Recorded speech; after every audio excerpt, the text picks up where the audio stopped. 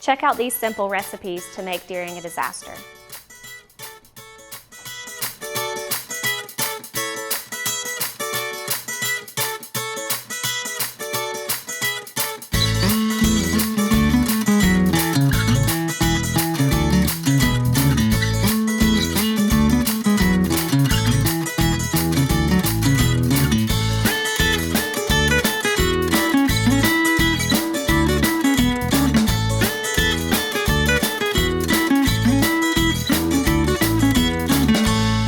Hey, welcome back to At the Table. Today we're going to be talking about hurricane preparedness. So it's very important that we make sure that we have everything that we need when it comes time that maybe a hurricane will be coming to the coast.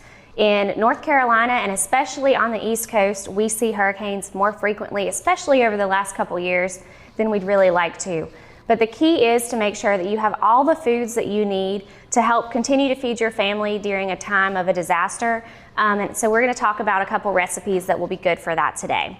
The first thing is to make sure that you check what you have in your refrigerator, and then anything that's going to expire shortly, or if it's going to go bad, possibly if the hurricane hits and your power goes out, go ahead and use those things before the hurricane hits.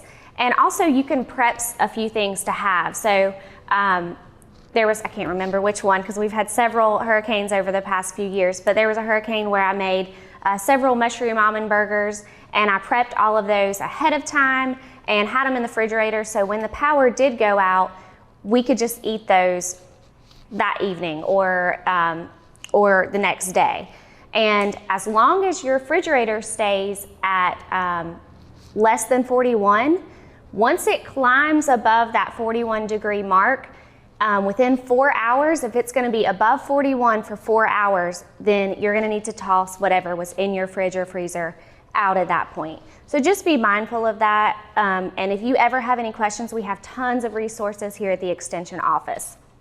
So the fun part, what we're making today, we're going to do a salsa, and these are all things that you could have on hand, so it wouldn't be things that necessarily need to be refrigerated. Something like tomatoes, avocados, jalapenos. Cilantro is one that if you have that in your pantry, or not in your pantry, in your garden, that would be a good resource for you. But if you don't, that's perfectly okay. Lime juice, so you could have a few limes sitting out. So these are things that can sit out. They do not need to be refrigerated so that you can make a meal for your family. We're also going to be making quesadillas, and these are just bean quesadillas. But you could add chicken, canned chicken, or anything like that, and then you're gonna make those on your grill. So have all the things that you need to make that, and then you can make stuff without necessarily needing your oven, your stove, or any microwave, anything like that. So we'll get started. First thing we're gonna do is chop up our avocado. So I'm gonna use this in our salsa, and I'm also gonna add it to our quesadilla.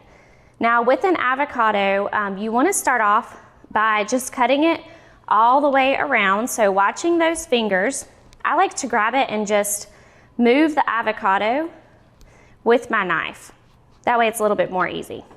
And then you just twist it in half and it pops right open. That one's beautiful, it was perfectly ripe, just what we like to see. Now I'm gonna set the one with the seed to the side. We'll probably end up using this whole avocado, but I wanted to show you guys, in case you aren't using an entire avocado, how that can last longer in your refrigerator. So what I like to do is take the back of the knife and actually score it. And I cut it both ways. By using the back of the knife, you're not necessarily going to cut straight through that, that outer skin.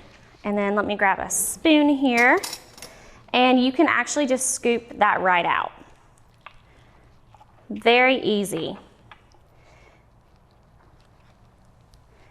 And it's ready to go. So love making avocado. Now if you're not using that entire avocado right then, what I like to do is take the rest of that skin, don't throw this away, and I just cup it on the other half of my avocado, put a paper towel around it and set it in the fridge, and it won't turn brown. So you think about it, the outside layer of the avocado is that protective layer. That's what helps to keep the avocado from turning brown in the first place. So it acts as that protective layer if you keep it and hang on to it and just store it in your fridge like this. Easy peasy. All right, so we've got our avocado. We're gonna also do a little bit of jalapeno. So I'm gonna use some of this in our quesadilla and then some in our salsa. Always use gloves when you're handling jalapenos. They can be very hot, and if you're gonna be touching things afterwards, you don't wanna touch your face or anything like that, it can still, you know, the residue that's left over from that jalapeno can hurt. So go ahead and cut off the end, and then I just cut it in half. And then I like to remove the seeds. If you like stuff really hot, you don't have to keep the seeds. You can go ahead and, or you don't have to remove the seeds. You can keep those seeds and add it to whatever you're making. I love fresh jalapeno more than I like pickled just because it's not quite as spicy. So if you're not really a spicy person, I still encourage you to try fresh jalapeno. It doesn't have that bite that something like a pickled jalapeno does. All right, so we're just gonna chop this up, dice it up really finely, and we will see you back in just a second. Introducing the Star Communications app. All the tools you need in one convenient location.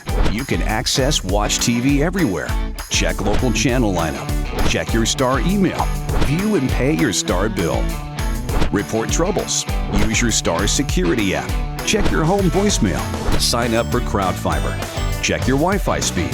The list keeps going and going. Download for free from the App Store or Google Play. All right, so we've got our avocado and jalapeno chopped up. So now we're gonna move on to our tortilla. This is a really great thing to have in your pantry during, or when a storm is coming. I just picked up they're whole wheat wraps. This brand, it's I don't know if I'm saying this right, La Banderita, but it is one of my favorite brands as far as their whole wheat. If you're not a corn tortilla person and you love the flour, their whole wheat brand is really, really good. I could not find the traditional one that I typically buy, so this is a carb counter one. But in looking at the fiber in this, so I just wanted to compare. I love these lavish wraps too. These aren't necessarily tortillas, but to compare the fiber, this one has 11 grams of fiber in one tortilla, which is a lot. That's 39% of your daily value, which is huge for a bread. We don't typically see something that high. This one is only 3 grams of fiber, so still 11%, but it doesn't even compare to this other one. So this one's a good one in terms of getting a lot of that good fiber. It is whole grain as well. So we've got our tortilla, and then we're gonna add all the stuff we put on a quesadilla. So this could be something that's really great if you have a large family, you all like different things. You can kind of customize and make your own quesadillas each. So I'm using the 4-cheese blend, Mexican blend of the reduced fat. So make sure that you're buying the reduced fat cheese. And we're just gonna use a little bit of that. Sometimes we can go overboard on cheese. And if you have little ones, they may want it to be only cheese. I get it. But if you can squeeze some vegetables in there, that would be key. So I'm gonna sprinkle some of my avocado as well. We probably won't use all of this, but we might make another quesadilla also. And then we're gonna add just a little bit of jalapeno. And this is a bean quesadilla, so I'm gonna add those beans as well. Remember, if you have chicken, canned chicken, tuna might not taste, if you like tuna quesadillas, if you're into tuna, you could go that route as well. Canned tuna, canned chicken are things that you should definitely try to have in your pantry in times of a storm. And then I also have some spinach. So if you have fresh spinach in your garden, you could cut some of that up. This is something that really isn't a shelf stable. It would have to be in your refrigerator, kind of similar to your cheese, but you could use it up. So this is a way you could use up some of those things that are in your fridge. All right, and then we'll just do that. You could add onion. We've got some of that here as well. You could add bell pepper, but we're gonna just throw this on the grill. So you can customize this to make it whatever you like. And I'm just gonna spray my grill a little bit here. And we'll set that quesadilla right on.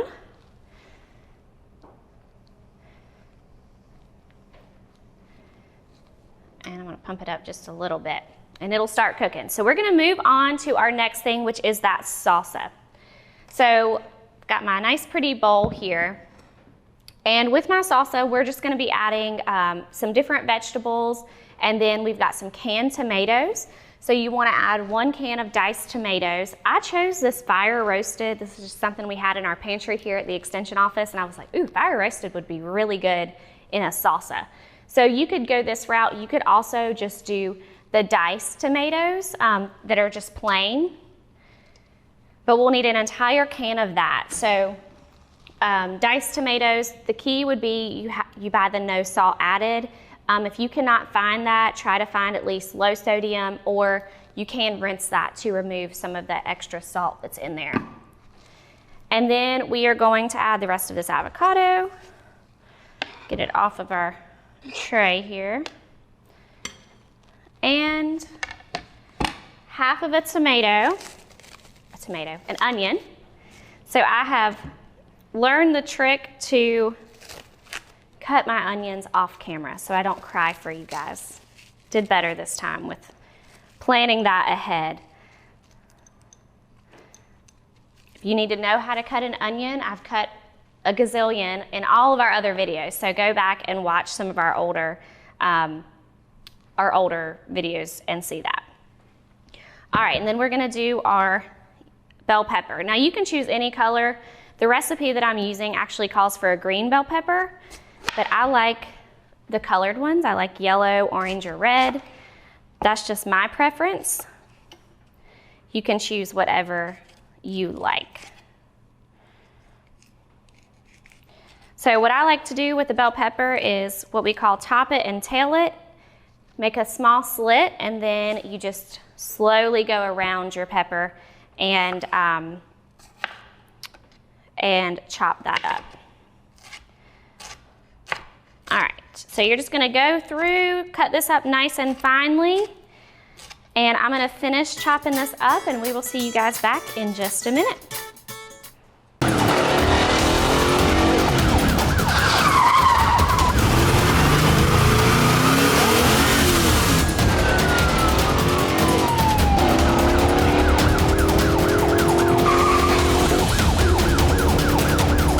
Sweetie, will you turn that down, please?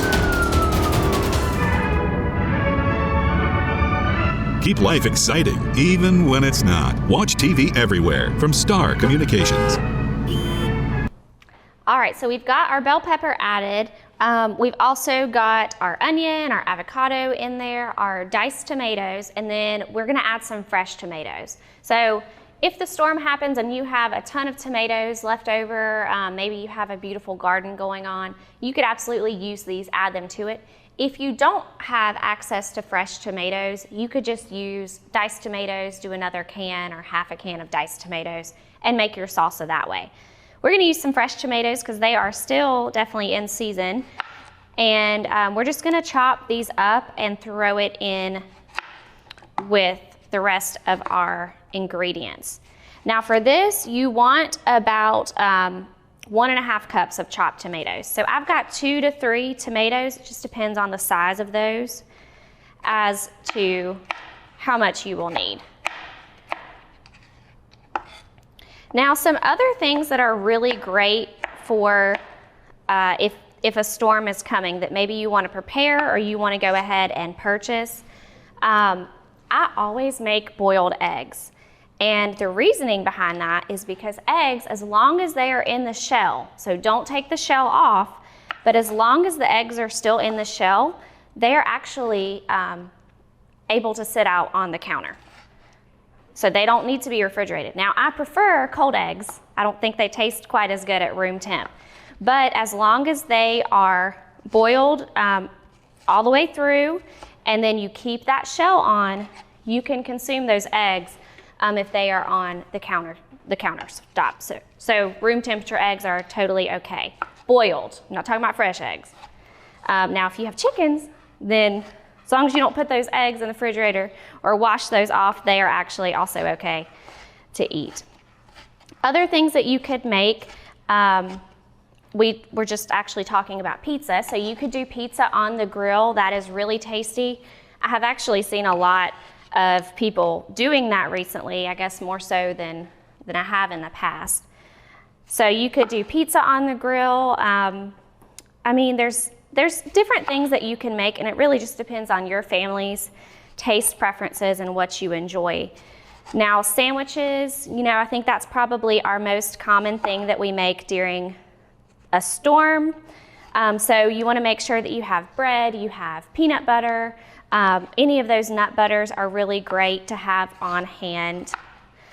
And then very important to make sure you have as well is going to be some fresh fruits and vegetables that are shelf stable.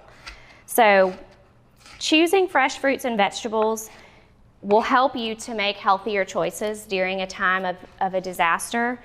I know that depending on what's going on, sometimes it can be extremely stressful and there's a lot happening. So if you have some fresh vegetables, fresh fruits, it can actually help to make you feel better. Sometimes when we don't eat very well, especially during a time of crisis, we're eating a bunch of junk food and things like that, and we just don't feel our best, and that adds to the stress of everything else that's going on. All right, so I think that's pretty good on the tomatoes. I'm just gonna use that many and forego the last tomato that we have. They're nice and juicy. I'm gonna clean off our cutting board. All right, and the last couple ingredients, we have cilantro. So I've got some fresh cilantro here. If I can pick some off. And a tip for you is to put that in a jar of water. You can actually sit this on your counter or on your windowsill, and it will be okay. So you could buy fresh herbs and go that route. I prefer to keep my herbs covered in the refrigerator because they do last longer. But if they have a little bit of water, that will drastically extend the shelf life of those herbs. And we do have lots of programs. We have already had our Cooking with Herbs workshop, but if you're interested in anything like that, just give us a call at the extension office, shoot me an email, and I can definitely work with you on getting you some resources if you're interested in trying to find how to use more fresh herbs in your cooking. All right, so that's pretty good. We need about 2 tablespoons. So this is, actually we need just 2 tablespoons. So I'll probably just do a little bit more cilantro. We're just chopping that up nice and finely. So I'm gonna finish up this cilantro and I'll see you guys back in just 1 minute. After completing my contract, I still have to buy out of it? Come on. Here's your sign. Switch to the sign that's keeping home secure and customers happy all over the area. Security from Star Communications. We pride ourselves on fair pricing and quick, friendly service every time.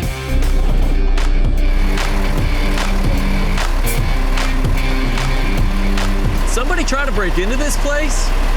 Security from Star Communications.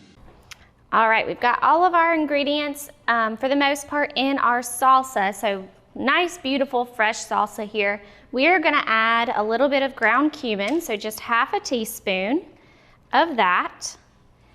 Now you could add salt and pepper to this. This recipe does not include salt and pepper, so I encourage you to try it first without, and then if you feel like it needs a little bit, then you can add it afterwards. And we're gonna do a tablespoon of lime juice. And then we're just gonna stir it all up and it will be ready. Now, for a salsa, it's usually best if you can let it kind of marinate for at least a couple hours, 30 minutes to a few hours. To me, salsa is always best the next day. Now, if you don't like it quite this chunky, you could definitely blend up some of that stuff, but thinking about in times of a disaster, you might not have access to a blender, to electricity. So that can, of course, be kind of an issue if you're trying to blend that up.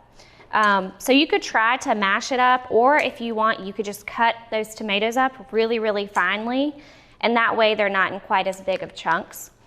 And then if you want it to be a little bit more runny, you can add just more of that tomato juice if you need to, or add a little bit of extra water in there, and it'll be more of a runny consistency. I like more, I guess it's more of a pico style salsa where it's got the big chunks in there versus a more blended salsa.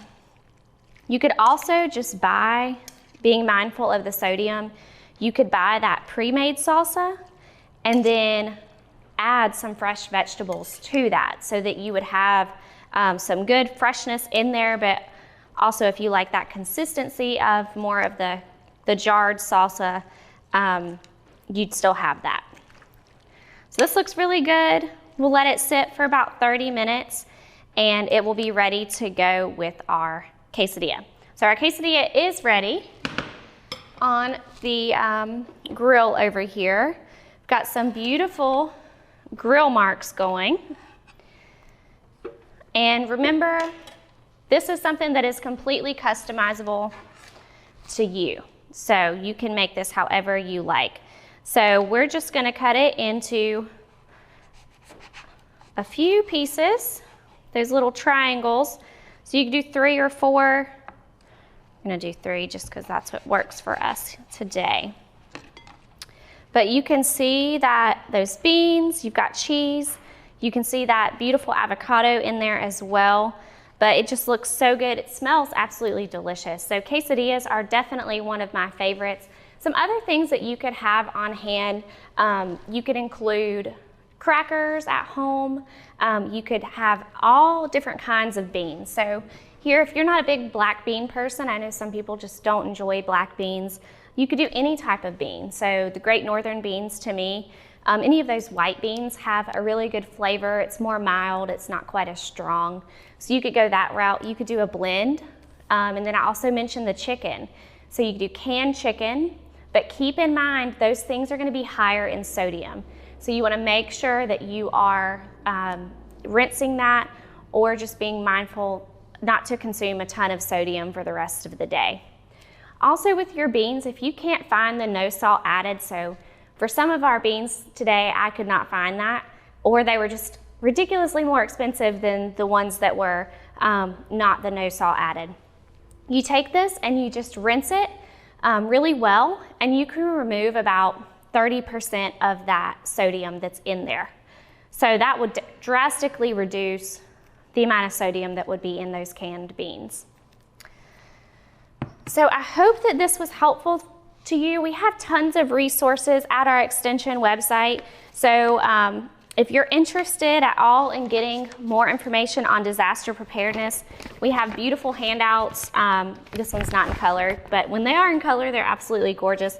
But we've got all these little handouts that you can take these home with you, and it just tells you how to prepare for a disaster, things that you can keep in your pantry or keep in your fridge or pantry. Let's say you lose power and your fridge does increase in temperature, things that you can keep even afterwards. So, and it also has things that you need to toss. So being mindful of that food safety piece. It's tough when you lose power and you're like, oh, I hate to throw away every single thing that's in my fridge or freezer. So if you need some guidance on that, we do. We have tons of resources. We're here to help you. You just let us know what you need. And I hope that you guys stay safe, and we'll see you next time.